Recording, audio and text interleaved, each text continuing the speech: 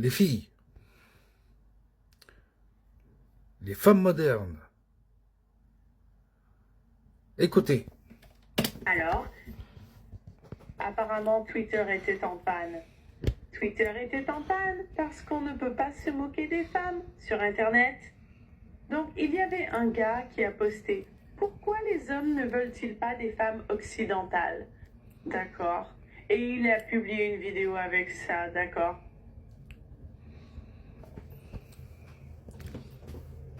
Et voici la vidéo, d'accord. Alors, qu'est-ce que tu veux que je fasse? Je vais rejoindre une dame. Alors, je vais le faire.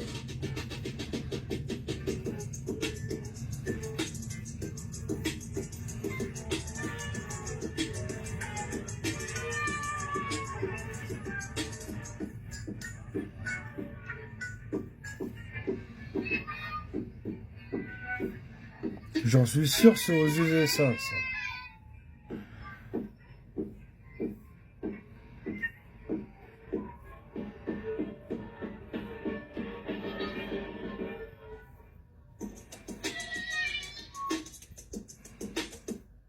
D'accord, que s'est-il passé? Des femmes ont publié quelque chose en ligne pour attirer l'attention. Très bien. Personne ne t'en empêche. Les hommes ont construit Internet pour qu'on puisse publier. D'accord, enfin, Écoutez. pas pour nous, mais... Les hommes ont construit Internet. Personne ne t'a empêché de publier, non? Ensuite, on a tout un tas de femmes pleurnicheuses qui se plaignent d'être tournées en ridicule. Aucune d'entre vous ne partait dans tous les sens quand les hommes étaient constamment tournés en dérision. On se moque d'eux parce qu'ils sont des incels. Beaucoup d'entre vous, beaucoup de femmes trad qui étaient contrariées que ces femmes soient tournées en dérision. Je veux dire, elles dansent mal. Et que se passe-t-il quand on poste une mauvaise danse sur Internet? Et puis tout le monde essaye, encore une fois, ça revient au fait que les femmes surveillent toujours les façons de parler. Alors, quand les hommes commencent à se moquer d'elles, où est la vidéo originale où elles se font ridiculiser? Mais d'accord, bon, mais d'accord, je l'ai vu sur Twitter pourtant, les gars. 3 personnes différentes sont sorties et se moquèrent de ces filles. Elles affirment toutes que ces femmes ne sont pas faites pour être épouses. Et c'est très bien, elles ont le droit de penser ça. Et toutes les femmes sont en train de se disputer. Elles s'énervent toutes parce que les hommes se moquent d'elles. Les gars, c'est un monde dur et cruel. Tu es en ligne, tu es sur Internet. Je veux dire, on se moque de moi tous les jours dans ma vie. Donc si tu publies pour attirer l'attention, tu l'as eu. Voilà. Voilà, d'accord les gars. Alors, la prochaine section dont nous allons parler. Oh, d'accord. Laissez-moi ouvrir ça. Alors, les gars, je trouve ça tellement intéressant. D'accord. Je trouve ça tellement intéressant que...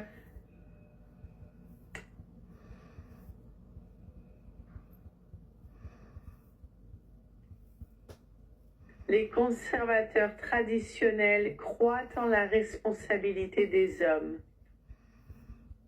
Ils jugent inacceptable qu'un homme soit fauché. Ils ne pensent pas qu'il soit acceptable pour un homme de ne pas prendre soin de sa famille. Très bien.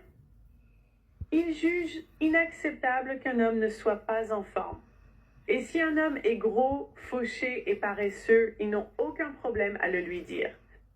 Mais si une femme est grosse, fauchée, paresseuse et une 304, c'est toujours parce qu'on lui a menti.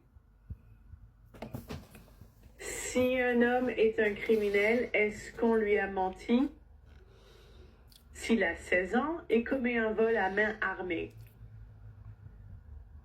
est-ce qu'on lui a menti ou est-ce qu'il voulait commettre un crime? Quand les femmes ont 18, 19, 20, 21, 22, 23, 24, 25 ans et qu'elles prennent une mauvaise décision, c'est toujours à cause du féminisme. On nous a menti. Pour être honnête, j'ai probablement eu la même opinion à un moment donné. Mais plus j'y pensais, plus je me rendais compte à quel point les femmes prennent des décisions complètement différentes les unes des autres. Je connais des femmes de 22 ans qui se sont mariées. Je connais même des femmes plus jeunes qui se sont mariées par choix. Et quand les gens ont le plus de choix, je veux dire, on voit ce qu'ils veulent vraiment faire. Mais si les femmes choisissent de devenir folles, c'est tellement intéressant de voir comment les conservateurs traditionnels blâment toujours les décisions. Ils disent, le féminisme. Qui est à l'origine du féminisme? Qui l'a soutenu? Qui a accepté? Qui a voté pour cela? Les femmes.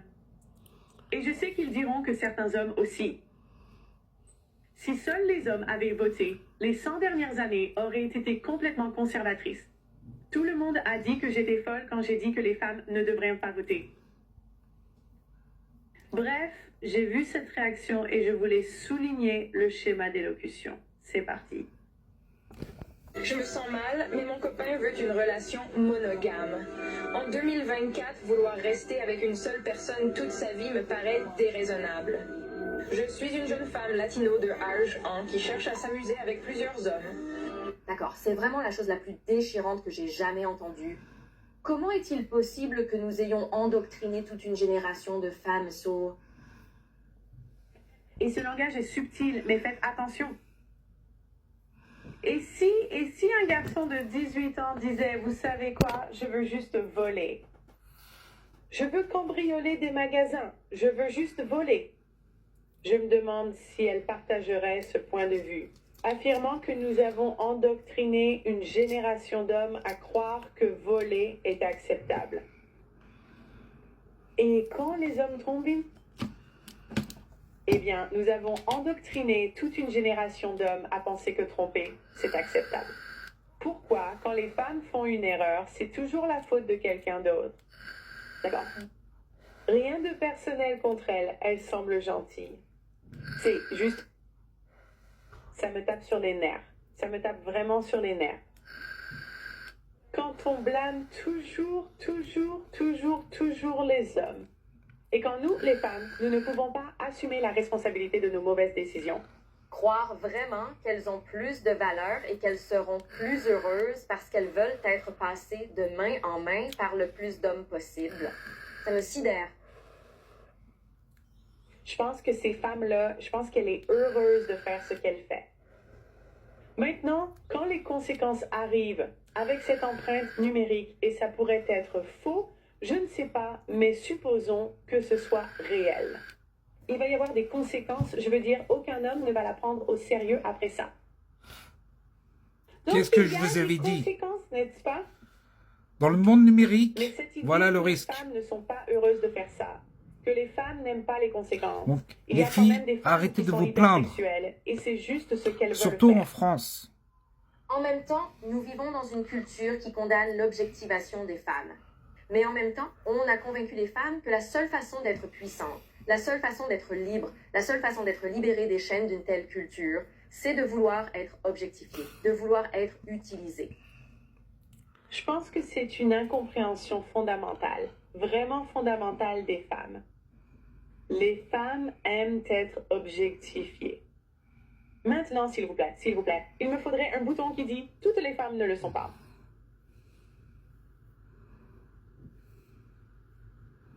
Et je dis ça parce que, regardez, je regarde dehors, d'accord? Je regarde où va le monde. Et quand les femmes ont le choix, vous savez, quand j'étais à Vegas, il y avait des femmes avec des autocollants sur la poitrine. Je n'arrivais même pas à y croire. C'est ce qu'elles voulaient faire. Ça se trouve aux Elles ne se États-Unis. plaignaient pas d'être objectifiées jusqu'à ce qu'elles ne puissent plus attirer l'attention. Donc ça arrive en étant France. objectifiées. C'est Après, alors partout qu'elles dans le commencent monde. à se plaindre. Qu'on profite de toi et de ton corps. Je ne sais pas qui doit l'entendre aujourd'hui, mais tu vaux bien plus. Tu as de la valeur. Je ne pense pas qu'elle le soit. Non, toi, elle l'est probablement, non? Parce qu'elle est comme une fille jeune et normale, plutôt jolie. Je veux dire, ça restera sur Internet pour toujours. Voilà. Qu'est-ce qu'elle va valoir à ce stade? Je veux dire, tu sais, dans toute l'histoire, il y a toujours eu des concubines. Elles ont leur place. Bon, Elles ont leur place. ciao.